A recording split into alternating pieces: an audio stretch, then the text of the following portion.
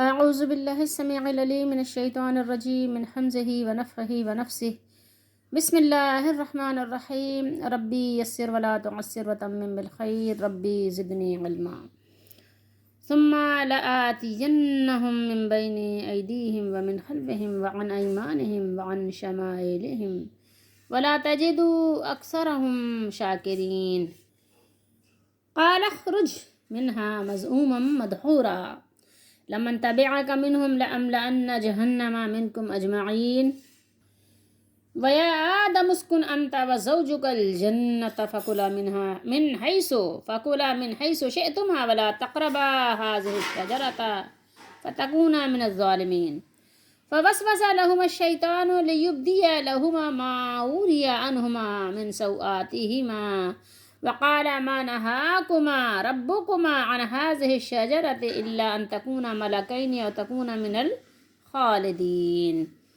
وقاسمهما إني لكما لمن الناصحين۔ یہ 5 آیات مبارکہ ہیں 17 سے 21 تک سورہ اعراف کی 8واں سپارہ ہے۔ ثم پھر میں ان کے سامنے من بین ایدیہم ان کے سامنے سے اور ان کے پیچھے سے اور ان کے پاس ضرور آؤں گا۔ کہاں سے آئے گا؟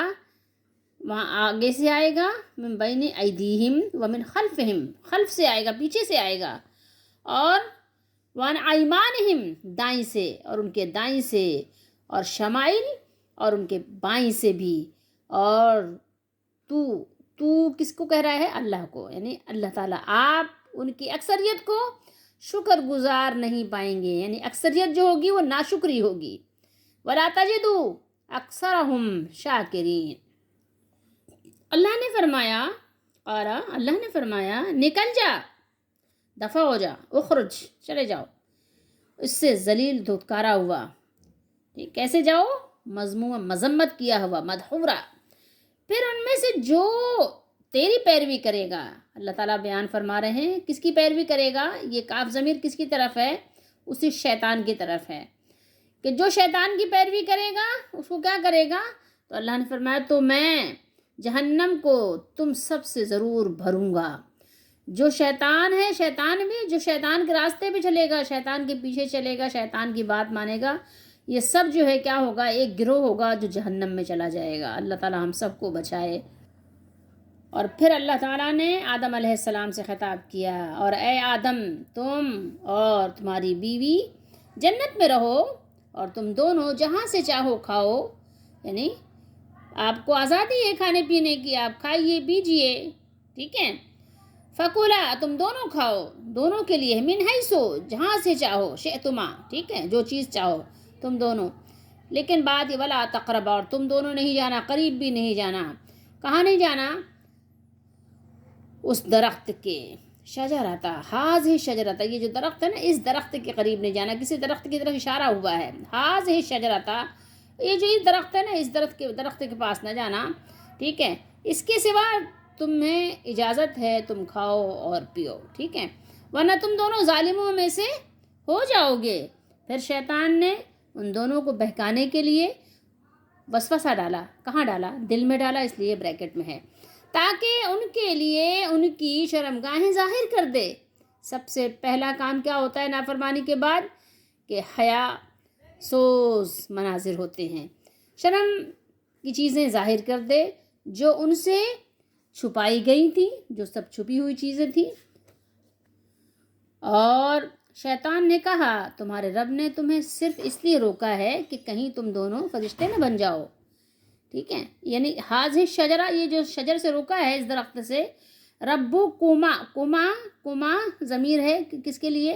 دونوں کے لیے ہے، یعنی آدم علیہ السلام اور بی بی حوا دونوں کو کہہ رہا ہے کہ تم دونوں کو نہاکما، تم دونوں کو منع کیا ہے۔ آپ دونوں کے رب نے اس درخت سے کھانے کے لیے کیوں منع کیا ہے؟ اس لیے کہ تم دونوں ملائکین بن جاؤ گے، فرشتے بن جاؤ گے، ٹھیک ہے۔ یہ سب تسنیہ کے صیغے ہیں، تکونا سب تسنیہ کے صیغے ہیں، کہیں تم دونوں فرشتے نہ بن جاؤ، اس لیے، ٹھیک ہے۔ تم دونوں ہمیشہ رہنے والوں میں سے نہ ہو جاؤ، ٹھیک ہے، ہمیشہ تم دونوں کیا ہوگا، تمہارے لیے کیا ہوگا، ایسی بقا ہو جائے کہ پھر یعنی ہمیشگی کی زندگی مل جائے تمہیں، تو اس لیے منع کیا ہے اور کوئی بات نہیں ہے. شیطان یہ بہلاوا پھسلاوا دینے لگ گیا. پھر اس نے مزید کیا کیا، مزید دیکھیے، اور اس نے ان دونوں کے سامنے قسم کھائی.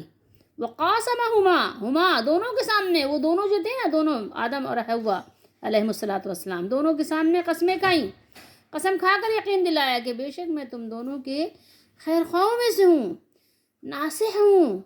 انی لکما، تم دونوں کے لیے میں نصیحت کرنے والا ناصح ہوں، بہت خیر خواہ ہوں. ابھی یہ مضمون جاری ہے، ابھی آگے مضمون چل رہا ہے. شیطان کے بہت سارے مکر و فریب ہیں، بہت سارے اس کے پاس آلات اور انسٹرومنٹ موجود ہیں گمراہ کرنے کے. اس نے اللہ کی قسم بھی کھائی، اللہ کی عزت کی بھی قسم کھائی، اور اس نے یہ وعدہ کیا کہ وہ ضرور سیدھے راستے پر بیٹھے گا، اور پھر صرف اتنا ہی نہیں کرے گا بلکہ دائیں سے بھی اور بائیں سے بھی اور آگے سے بھی اور پیچھے سے بھی گمراہ کرے گا اور سب کو ناشکرہ بنائے گا. تو رسول اللہ صلی اللہ تعالیٰ علیہ وآلہ وسلم نے دعا سکھائی، اور آپ صلی اللہ علیہ وآلہ وسلم عبداللہ بن عمر رضی اللہ تعالیٰ عنہما فرماتے ہیں کہ ہمیشہ صبح و شام یہ دعا پڑھا کرتے تھے. صبح و شام یہ دعا پڑھا کرتے تھے اور ناغہ نہیں کرتے تھے. آپ صلی اللہ علیہ وسلم کا معمول تھا کہ آپ شیطان سے پناہ مانگنے کی یہ دعا پڑھ کر امت کو سکھا گئے کہ یہ کلمات پڑھو اور اس میں ناغہ نہ کرو. یعنی ہمیں اور آپ کو بھی اس دعا کو پڑھنا چاہیے. یہ دعا آپ کو ملے گی ابن ماجہ میں بھی اور سنن ابی داؤد میں بھی اور مسند احمد میں بھی. بہت سارے محدثین نے اس دعا کو نقل کیا. آئیے ہم آپ کو اس دعا کو دکھاتے بھی ہیں اور پڑھاتے بھی ہیں، تاکہ کوشش کریں کہ آپ بھی یہ دعا یاد کر لیں اور اس کو پڑھا کریں. صبح و شام کے اذکار میں یہ دعا موجود ہے. اللہم انی اسألک العفو والعافیۃ فی الدنیا والآخرہ. اللہم انی اسألک العفو والعافیۃ فی دینی و دنیای و اہلی و مالی. اللہم استر عوراتی و آمن روعاتی. اللہم حفظنی من بین یدی ومن خلفی وعن یمینی وعن شمالی ومن فوقی واعوذ بعظمتک ان اغتال من تحتی. کیا ترجمہ ہے اس کا؟ اے اللہ، بے شک میں آپ سے دنیا اور آخرت میں معافی اور عافیت کا سوال کرتا اور کرتی ہوں. اے اللہ، بے شک میں آپ سے اپنے دین، اپنی دنیا اور اپنے اہل و مال میں معافی اور عافیت کا سوال کرتا ہوں، کرتی ہوں. اے اللہ، میرے عیبوں پر پردہ ڈال دیجئے اور میری گھبراہٹوں میں امن دے دیجئے. اے اللہ، آپ میری حفاظت فرمائیے، میرے سامنے سے، میرے پیچھے سے، میری دائیں طرف سے، میری بائیں طرف سے اور میرے اوپر سے. اور میں آپ کی عظمت کے ساتھ اس بات سے پناہ مانگتا ہوں کہ ناگہاں اپنے نیچے سے ہلاک کیا جاؤں. بہترین اور عظیم سے عظیم تر دعا ہے. تو یہ دعا ضرور پڑھا کریں. کوشش کیا کریں کہ 3 مرتبہ پڑھ لیں صبح و شام. اہم دعاؤں کو رسول اللہ صلی اللہ علیہ وسلم 3، 5، 7 مرتبہ پڑھا کرتے تھے. تو مجھے بھی اور آپ کو بھی چاہیے کہ کوشش کریں کہ صبح و شام 3 مرتبہ یہ دعا ضرور پڑھ لیں. بہت آسان سی ہے، بس آپ ایک ہفتے کی بات ہے، ایک ہفتے اگر آپ روزانہ اس کو پڑھ لیں گے نا تو خود بخود آپ کو یاد ہو جائے گی. پھر آپ کو ضرورت ہی نہیں ہے، پھر آپ فجر کی نماز کی سنتوں میں، فرض میں آپ پڑھ لیں، اور پھر رات میں، مغرب میں، عشاء میں آپ اس دعا کو پڑھ لیں. آسان ہے. تو شیطان کے حملوں سے بچیں گے تو ہر طرف سے حفاظت بھی ہو جائے گی آپ کی. کبھی کبھی کسی چیز کا آپ کو اندازہ اتنا یعنی پختہ ہوتا ہے کہ آپ وہ بات اندازہ لگا لیتے ہیں کہ ایسا ہوگا. جیسے ٹیچر ہے، اپنے اسٹوڈنٹس کا اس کو اندازہ ہوتا ہے کہ یہ کیسا ہے، ٹھیک ہے. تو اسی طریقے سے شیطان کو بھی اپنے جتنے اسٹوڈنٹس اس کے ہیں اس کو اندازہ تھا کہ اکثر کو میں ناشکرہ بنا دوں گا، تو اس لیے اس نے یہ بات کی. ادروائز ایسا نہیں تھا کہ ابلیس کو کوئی غیب کا یعنی اس کو علم تھا یا اس کے پاس غیب کی خبریں تھیں، ٹھیک ہے. یہ محض اس کا یعنی ایک اندازہ تھا اور گمان تھا جو اس نے ایک دعوے کے طور پر پیش کیا. اور یہ بات بھی بالکل حق اور سچ ہے کہ شیطان کا دعویٰ یا اس کا اندازہ بالکل صحیح بھی ثابت ہوا اور ثابت ہو رہا ہے. اور اللہ تعالیٰ نے بھی اس کے جواب میں کہا ٹھیک ہے، جو تمہارے طریقے پہ چلے گا، جو ناشکری کرے گا تو بس تمہارے ساتھ ہی رہے گا، وہ پریشانی کی بھی کوئی بات نہیں.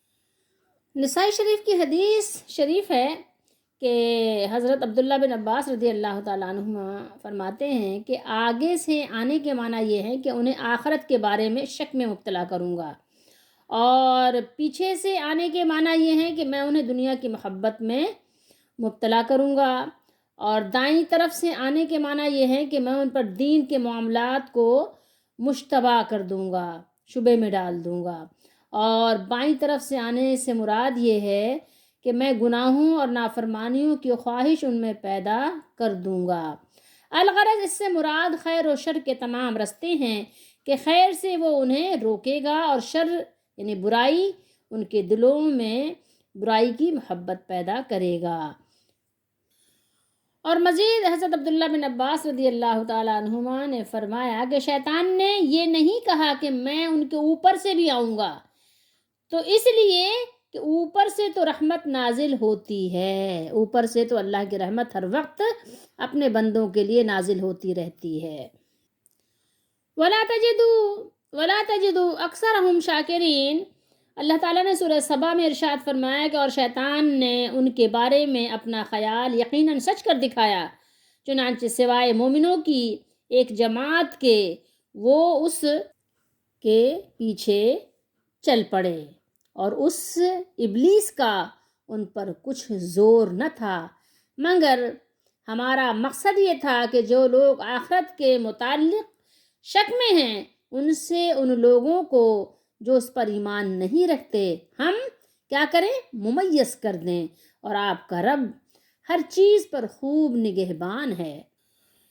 اور اللہ تعالیٰ نے اسے شیطان کو ملائی اعلیٰ کے مقام سے نکال کر دور ہٹا کر اور اسے دھتکارتے ہوئے اور لعنت کرتے ہوئے فرمایا اخرج منہا مذءوما مدحورا، نکل جا اس سے ذلیل و دھتکارا ہوا۔ مذءوما، اور جہاں ملا دیا میم سے مذءومم پڑھیں گے اس کو، زعمہ یزعمہ زعمن فہو مذءوم، تو اس کا معنی ہے عیب دار، ٹھیک ہے، مذمت کیا ہوا۔ اردو میں بھی آپ بولتے ہیں نا کہ فلاں نے بڑی مذمت کی، ٹھیک ہے، اور مذمت کرنی چاہیے، اس طرح سے نا۔ اب اگر الفاظ زیادہ ہوں تو مبالغے کے لیے آپ یعنی سمجھ لیجئے کہ یعنی زیادتی کے معنی میں ہے کہ زیادہ جو ہے زیادہ مذمت کیا ہوا ہے، ٹھیک ہے، بہت زیادہ مذموم ہے۔ اور مدحور کا معنی ہے دور ہٹایا ہوا، دھتکارا ہوا۔ اور عبداللہ بن عباس رضی اللہ تعالیٰ عنہما اور دیگر کچھ اصحاب جیسے علی بن ابو طلحہ وغیرہ ہیں، تو ان لوگوں نے اس کا معنی مبغوض بھی لیا ہے، جس پر غضب ہوا ہو، ٹھیک ہے، ذلیل۔ تو یہ سارا معنی بھی اس کے ضمن میں آ جاتے ہیں۔ اب یہاں پر ہمارے لیے بہت زیادہ لمحہ فکریہ ہے، سوچنے کی بات ہے، سوچنا بھی چاہیے، ڈرنا بھی چاہیے، رونا بھی چاہیے، بچنا بھی چاہیے، اور اپنی حفاظت کے لیے بھی پوری کوشش بھی کرنی چاہیے۔ وہ کیا ہے کہ اللہ نے فرمایا کہ جو ان میں سے تیری پیروی کرے گا، جو تیرے پیچھے چلے گا، اس کو اور تجھ کو سب کو جہنم میں ڈال کر تم سب سے جہنم کو بھر دوں گا۔ پھر شیطان نے اپنے وعدے کو پورا کرنے کے لیے حضرت آدم علیہ السلام اور بی بی حوا کے ساتھ مکر و فریب شروع کر دیا۔ اللہ تعالیٰ نے ذکر فرمایا ہے کہ اس نے آدم علیہ السلام اور ان کی بیوی حوا کے لیے یہ جائز قرار دے دیا کہ وہ ایک درخت کے پھل کے سوا جنت کے تمام دیگر پھلوں کو کھا سکتے ہیں، ٹھیک ہے۔ تو اللہ تعالیٰ نے ان کے لیے جائز اور حلال کر دیا۔ یہ ہم پڑھ بھی چکے ہیں سورہ بقرہ میں، آپ دیکھ سکتے ہیں کہ سورہ بقرہ میں یہ ہم پڑھائے ہیں پیچھے، ٹھیک ہے، کیونکہ یہاں یہ دوسرے مقام پر یہ حضرت آدم علیہ السلام کا ذکر ہو رہا ہے۔ مگر شیطان اس کی وجہ سے حضرت آدم و حوا سے حسد کرنے لگا، اور اس نے مکر و فریب اور وسوسے کے ذریعے سے یہ کوشش شروع کر دی کہ وہ انہیں جنت کی ان تمام عظیم الشان نعمتوں اور لباس فاخرہ سے محروم کر دے۔ اس لیے اس نے عذرائے جھوٹ، کذب و افطرا یہ کہا کہ ما نہاکما ربکما، کہ تم دونوں کو تمہارے رب نے اس درخت سے صرف اس لیے منع کیا ہے کہ تم دونوں کیا بن جاؤ گے، فرشتے بن جاؤ گے، تو تم دونوں کہیں فرشتے نہ بن جاؤ، تو اس لیے اللہ تعالیٰ نے تم لوگوں کو منع کر دیا ہے کہ تم دونوں کو فرشتہ نہیں بنانا۔ بس باقی اور کوئی مسئلہ تھوڑی ہے، تم کھاؤ اس درخت سے بھی کھاؤ، کوئی ایسی بات ہی نہیں ہے پریشانی کی۔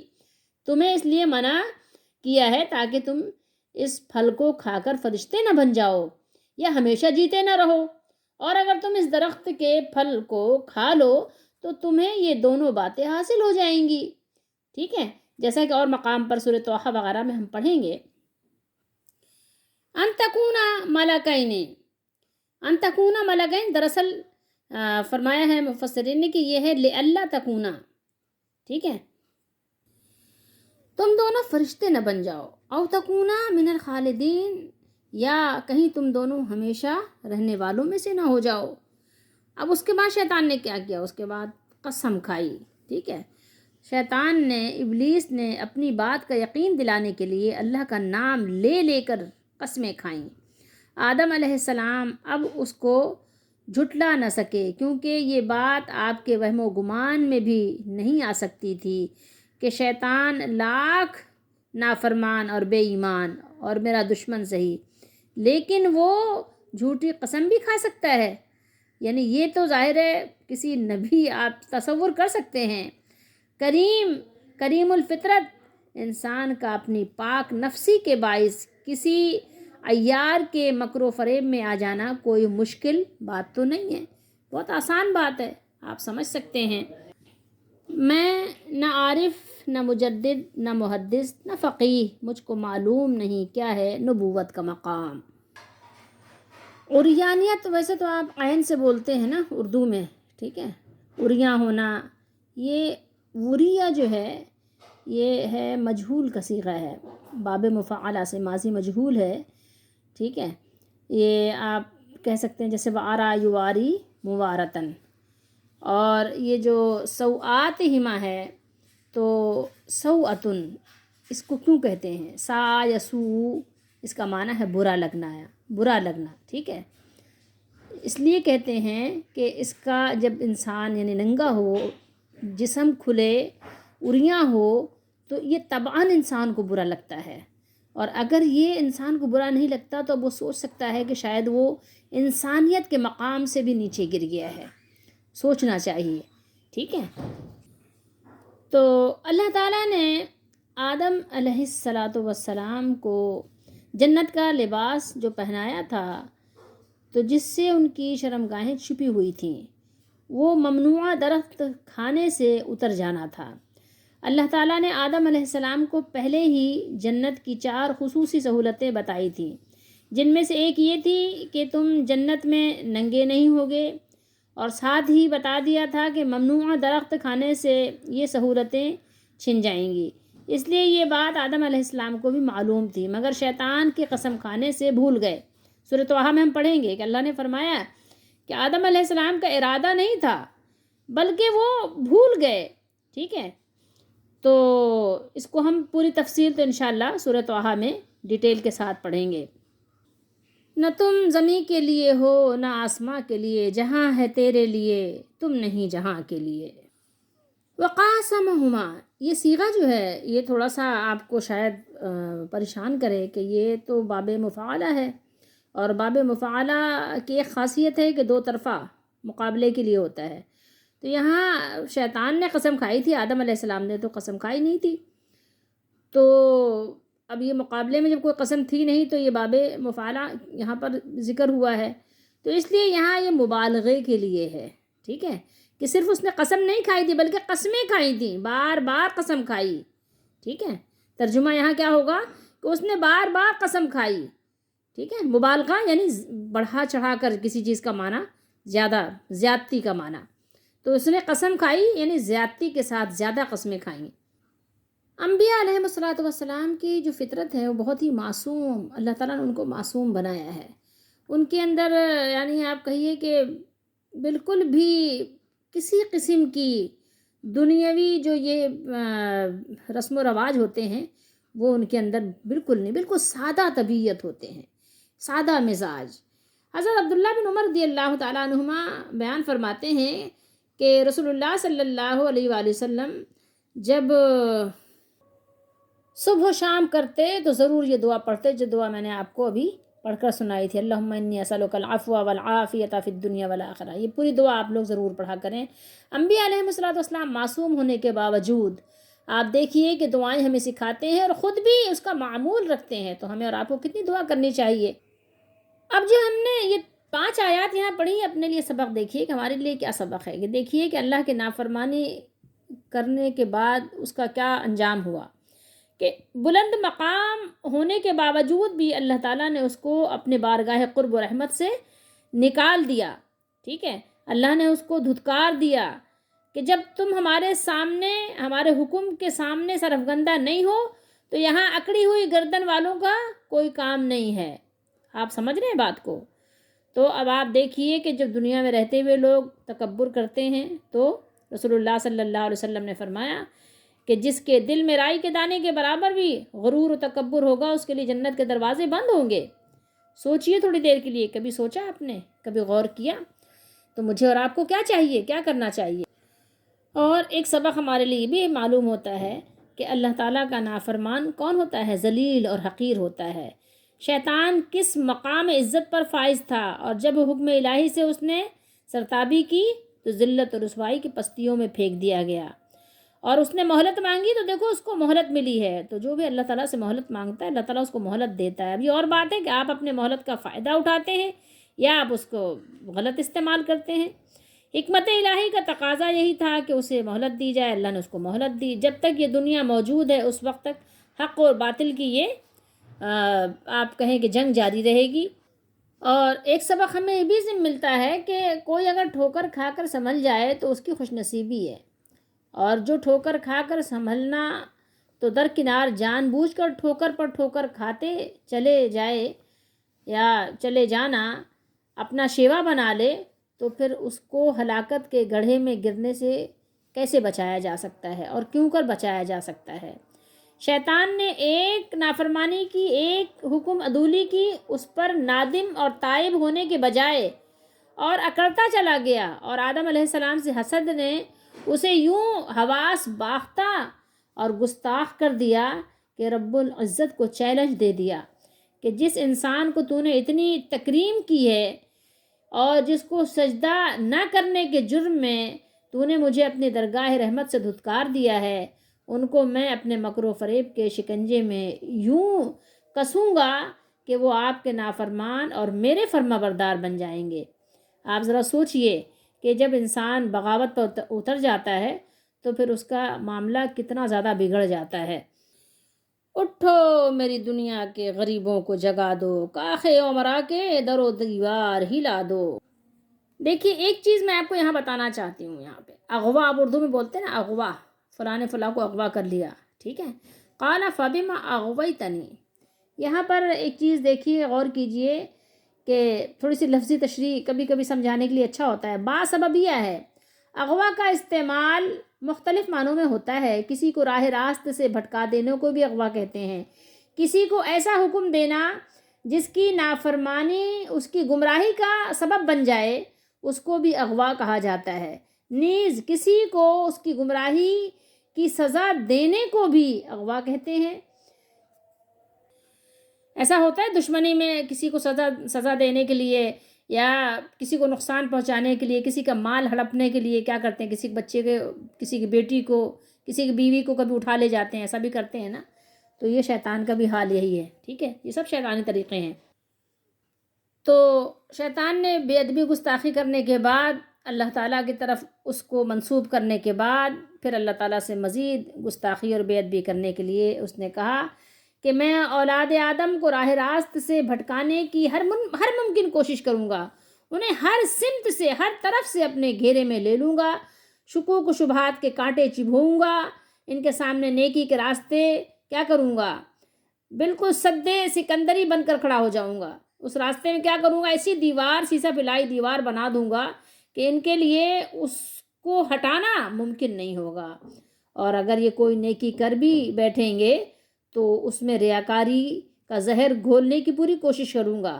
ایسی ان کی بریانی کی جو دیگ ہوگی، بہت مزیدار خوشبودار بریانی میں ایسا زہر ملاؤں گا کہ جو کھائے گا مر جائے گا۔ اپنی طرف سے کوئی دقیقہ، کوئی کسر نہیں چھوڑوں گا کہ کسی قسم کی نیکی ان کے اندر باقی رہے یا یہ جنت میں جا سکیں۔ اپنی طرف سے ہر ممکن کوشش کروں گا کہ ان کو دوزخی بنا کر ان کو دوزخ میں اپنے ساتھ لے کر ہی جاؤں۔ ایک چیز اور بھی بہت زیادہ ضروری ہے یہاں سمجھنا کہ یہ جو گفتگو ہوئی اللہ تعالیٰ اور آدم علیہ السلام کے درمیان، یا جو گفتگو ہوئی اللہ تعالیٰ اور ابلیس کے درمیان، یہ کیسے ہوئی، کس طرح ہوئی، اس کے بارے میں تجسس نہیں کرنا چاہیے۔ اس کے بارے میں آپ کو بہت زیادہ غور و فکر کرنے کی ضرورت نہیں ہے، اور جو بیان کیا گیا ہے، جو سبق ہے، اس سبق پر آپ کو نظر رکھنے کی ضرورت ہے۔ پھر مزید یہ کہ شیطان نے کس طرح سے آدم علیہ السلام کو جنت میں بہکایا، کس طرح سے جب آدم علیہ السلام جنت پہ رہنے لگ گئے اور ابلیس دھتکار دیا گیا، تو کچھ لوگ کہتے ہیں کہ وہ سانپ بن کر جو ہے جنت کے دروازے کے نیچے سے گھس گیا تھا، کچھ لوگ کہتے ہیں کہ وہ مور کے پاؤں میں لپٹ کر چلا گیا تھا، کچھ لوگ پتہ نہیں کیا کہتے ہیں کہ وہ آدم علیہ السلام کے وہ پیٹ پر اس نے تھوک دیا تھا، تو وہ اللہ تعالیٰ نے پیٹ سے گوشت نکال کر پھینک دیا، تو وہاں پہ جو ناف کے پاس سوراخ ہے وہ اسی لیے سوراخ ہے کہ وہاں سے گوشت نکال کر پھینک دیا تھا۔ فضول کی، انتہائی فضول کی باتیں، اور جو باتیں قرآن و حدیث میں نہیں ہیں ان باتوں کے پیچھے لگنا، یہ مطلب عقل سے بھی بعید بات ہے۔ جو بات آپ کے کام کی نہیں ہے، جو آپ کا ممتحن امتحان لینے والا آپ سے پوچھے گا ہی نہیں، آپ اس چکر میں پڑے ہوئے ہیں، جس کے بارے میں پوچھا جائے گا اس کی آپ کو فکر ہی نہیں ہے۔ یہ سب باتیں محض ایک کہنا چاہیے کہ فضول کے سوا کچھ بھی نہیں ہے، جس کو حدیث میں بیان نہیں کیا گیا۔ آپ کو کہاں سے نالج اس کی ہو گئی، کہاں سے آپ کو علم آیا اس کا؟ سوچنے کی بات ہے، یہ سب چیزیں بھی آپ کو سوچنا چاہیے۔ بس بات جو ہے کہ دیکھیں، شیطان نے آدم علیہ السلام کو نہیں چھوڑا، ان کی اولاد کو گمراہ کرنے کے لیے سیدھے راستے کا اس نے جو ہے قسم کھا کر جو یہ یعنی دعویٰ کیا ہے کہ میں بیٹھوں گا، ان کو ہر طرف سے ان کو دھکے دوں گا، یعنی دائیں سے بھی، بائیں سے بھی، آگے سے بھی، پیچھے سے بھی، کسی طرح سے ان کو بھی میں جنت میں جانے کے لیے کسی بھی طور پر میں راضی نہیں ہوں گا کہ یہ جنت میں چلے جائیں، ہر صورت میں ان کو بھٹکاؤں گا، گمراہ کروں گا۔ تو مجھے اور آپ نے یہ تیاری کرنی ہے کہ شیطان کے شکنجوں سے اپنے آپ کو بچا لیں۔ اصل بات یہ ہے، شیطان کتنے مکر و فریب کرے، آپ نے پہچاننا ہے کہ بات قرآن و سنت کے مطابق ہے کہ نہیں۔ کوئی کتنا بڑا مولوی بن کے آ جائے، ہو سکتا ہے وہ شیطان ہو، کتنی اللہ کی قسمیں کھائیں، آپ نے یقین نہیں کرنا، اور اس میں بہت کچھ ہے آپ سبق سیکھنے کے لیے۔ کوئی کتنا آپ کا خیر خواہ ہو، آپ کو نصیحت کرے کہ میں آپ کا ناصح ہوں، خیر خواہ ہوں، فلانا ہوں، ڈمکانا ہوں، مہربان ہوں، رہنما ہوں، بہت بڑا عالم ہوں، علامہ ہوں، آپ نے یقین نہیں کرنا، آپ نے یہ سمجھنا ہے ہو سکتا ہے کہ کوئی شیطانی یہ کارندہ ہو، شیطانی چیلا ہو، شیطان کا کوئی لیڈر ہو، یہ ٹھیک ہے، یہ گرو ہو یا جو ہے اس کا استاد ہو یا اس کا شاگرد ہو۔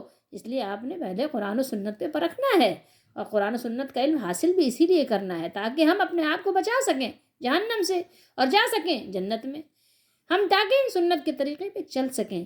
اس لیے یہ چیزیں بہت زیادہ امپورٹنٹ ہیں، اور جو آپ کے نے امپورٹنٹ کو امپورٹنس دینی ہے، تو یوں سمجھیے کہ بے پناہ قوت و اختیار کا خمار اور ایسی ہی غلامانہ زندگی افراد و اقوام کے ذہنوں کو بگاڑ دیتی ہیں، اور انبیاء کرام کی بعثت کا مقصد ہی کیا ہے؟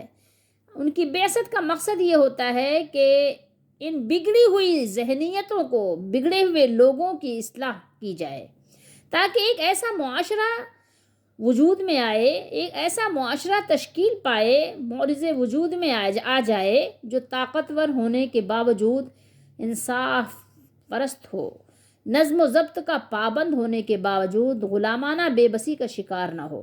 آج آپ غور کیجئے کہ ہمارے ہاں نظم و ضبط کا نام و نشان بھی نہیں ملتا۔ کس چیز میں آپ کو ملے گا؟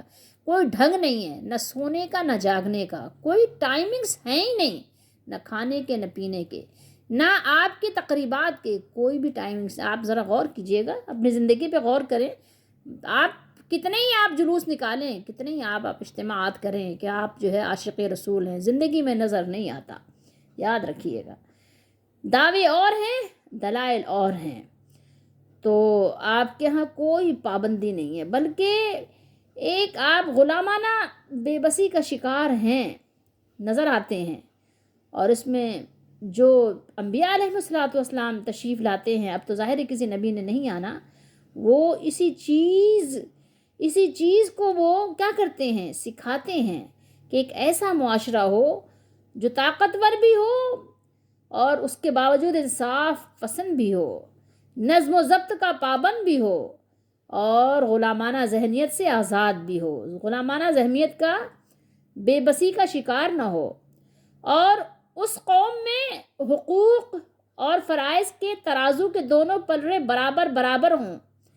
لیکن جو بدنصیب اللہ کے پیغمبروں کی مشفقانہ، منصفانہ اور کہنا چاہیے کہ ایک محبت بھری، شفقت بھری، رحمت بھری ان کی واعظ و نصیحت، ان کی تبلیغ، ان کا سمجھانا جن لوگوں نے قبول نہیں کیا اور اپنی گمراہی پر بضد رہے، تو پھر مکافات عمل کا قانون پھر واپس آ گیا. جیسے اللہ کا قانون ہے، مکافات عمل کا قانون ان کو پیس کر رکھ دیتا ہے، پھر چھوڑتا نہیں ہے. سیلاب آتا ہے تو بہا لے جاتا ہے، زلزلے آتے ہیں تو گھروں میں قبرستان بنا دیے جاتے ہیں، اور پھر ان کا نام و نشان تک صفحہ ہستی سے مٹا دیا جاتا ہے. ہر کوئی مست ہے، میں ذوق تناسانی ہے. تم مسلمان ہو، تم مسلمان ہو، یہ انداز مسلمانی ہے. حیدری فقر ہے نہ دولت عثمانی ہے. حیدر کسے کہتے ہیں؟ حضرت علی حیدر کرار رضی اللہ تعالیٰ عنہ. حیدری فقر ہے، وہ فقر تھا، وہ ایک فقر تھا، وہ قابل فخر تھا. ٹھیک ہے، نہ دولت عثمانی ہے، عثمان رضی اللہ تعالیٰ عنہ جیسے سخاوت بھی نہیں ہے. تم کو اسلاف سے کیا نسبت روحانی ہے؟ تم کو اپنے بڑوں سے جن کی طرف تم اپنی نسبت کرتے ہو، کیا صرف روحانی نسبت ہے یا صرف زبانی نسبت ہے؟ بتاؤ تو صحیح. وہ زمانے میں معزز تھے مسلمان ہو کر، ان کا نام عزت والا اس لیے تھا کہ واقعی وہ مسلمان تھے. اور تم خوار ہوئے تارک قرآن ہو کر، تم تو قرآن کو ہی نہیں جانتے. صاحب قرآن کو کیا جانو گے؟ جو ان کی صحبت میں رہنے والے تھے ان کو کیا جانو گے؟ تمہارے گھر میں جو قرآن رکھا ہے تم تو اسی کو نہیں جانتے. انسان پھر انسان ہے، انسان کے اندر ایک ایسی کہنا چاہیے کہ صفت موجود ہے جو ایک بچوں کی طرح ہوتی ہے. جیسے بچہ نہیں ہوتا، انسان کی بھی اپنے نوع ہے، انواع ہے، اقسام ہے انسانوں کی بھی. تو ایک انسان کے اندر ایک بچے والی صفت موجود ہوتی ہے جس کے اندر ضد ہو، اپنی تعریف ہو، بس اپنی پسند و ناپسند خیال ہو. اس طرح کی آپ کو یعنی تخلیق ملے گی، ہے دنیا میں موجود ہے. تو نوع انسانی کے عہد طفولیت میں، یعنی آپ کہیے کہ جیسے بچپنا یا بچوں والا جیسے ذہن ہوتا ہے، ہر قوم کی طرف الگ الگ نبی مبعوث ہوئے، جیسے جیسے جس کو ضرورت تھی، کیونکہ ہمارے مالک کو معلوم ہے، جو وقتی بھی اور مقامی ضروریات کے پیش نظر اصلاح احوال کے لیے کوشش کرتے رہے. لیکن پھر آخر میں وہ نبی مکرم اور رسول معظم تشریف لائے، جن کی دعوت کیا تھی؟ جن کی دعوت اب آنے والے جس زمانے میں آئے اس زمانے کے لیے بھی تھی اور آنے والے تمام زمانوں کے لیے بھی، اور جو ہر مکان و مکین کے لیے، وہ تمام انسانوں کے لیے قیامت تک کے لیے ہادی و مرشد بن کر جلوہ افروز ہوئے.